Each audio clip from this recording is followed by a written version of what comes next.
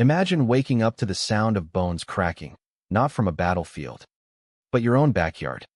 Courtesy of a clipboard-wielding tyrant who thinks her rules outweigh a kid's future. That's exactly what hit me.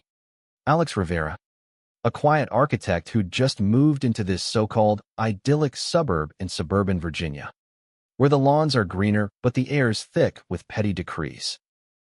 And there she was, Gloria Hargrove, the HOA queen bee, strutting like she owned my soul, demanding I dismantle the ramp that kept my niece Mia's Olympic aspirations alive, right after she'd, accidentally, sent her tumbling.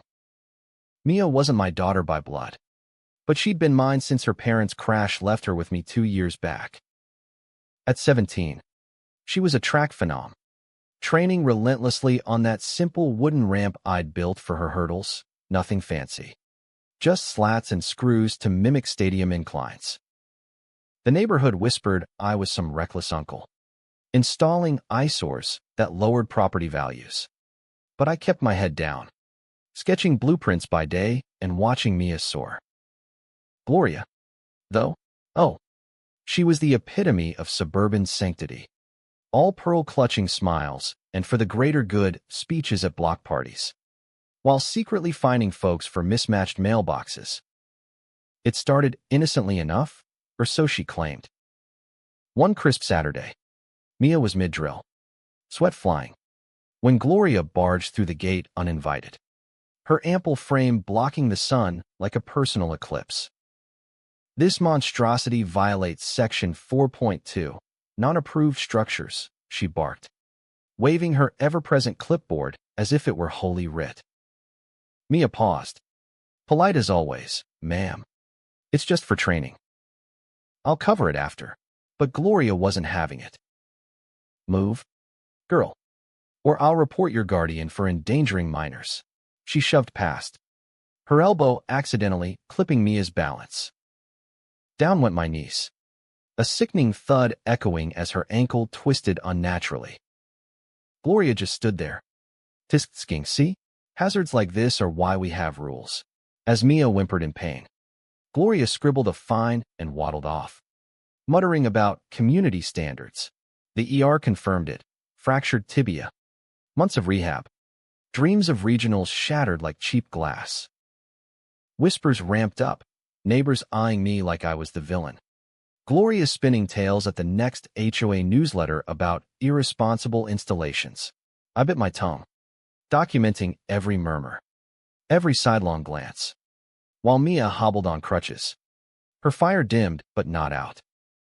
Uncle Alex, don't let her erase me, she said one night, voice steady despite the tears. Gloria escalated. Of course, yellow notices plastered on my door like confetti from hell. Remove immediately or face liens, one read, her signature looping like a noose. I confronted her at the curb. You caused this. Back off, she smirked, adjusting her oversized sunglasses. Prove it. Dear. Rules don't bend for sob stories. Oh, the irony. Her preaching ethics while her inspections were solo power trips. No board vote in sight. The pressure built like a bad sitcom plot. Gloria stuffing my mailbox with escalating fines. Even warning neighbors not to help, lest they catch my non-compliance cooties. One evening, she planted hazard cones around the ramp, huffing dramatically. This eyesore could trip anyone. I snapped a photo, replying coolly, like you tripped my niece? Her face flushed beet red. But she doubled down. That's slander. The board supports me fully. Lies. All of it. I quietly emailed the treasurer. Timid old Mr. Ellis, who'd confided her solo fines were against bylaws. She's scared of audits, he whispered, glancing over his shoulder like she might materialize. By the monthly meeting, the air crackled with her desperation. Gloria pounded the gavel, unnecessary in our tiny rec hall, declaring, emergency vote, full enforcement to me, to curb threats like Mr. Rivera's ramp. Murmurs rippled, eyes darted. I stood, folder in hand. Before that, Let's discuss your unauthorized entry and the injury you caused. She blustered. Irrelevant. Sit down. But Ellis rose. Shaky but sure. I have footage backups. You deleted the originals to hide pushing that girl. Gasps erupted. Neighbors, once cowed, chimed in.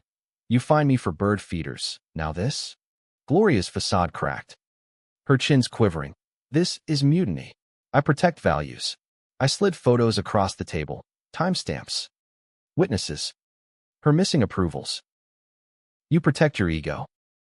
And now the county knows. ADA violations. Negligence suits incoming. The vote flipped like a bad pancake. Gloria ousted. Her clipboard clattering as she stormed out. Sputtering threats that fell flat. Mia, from the back row, locked eyes with her one last time. Crutches gleaming like badges. The room exhaled. Justice tasted sweet. Laced with that dark chuckle at Gloria's unraveling. Her trifecta of Trit's self-righteousness, exposed as petty bullying. In the end, the ramp stayed. Mia healed stronger, and the neighborhood breathed freer. Sans Gloria's reign. But tell me, was Gloria the real hazard? Or just a symptom of rules gone rogue? Who's the true villain in your HOA horror stories?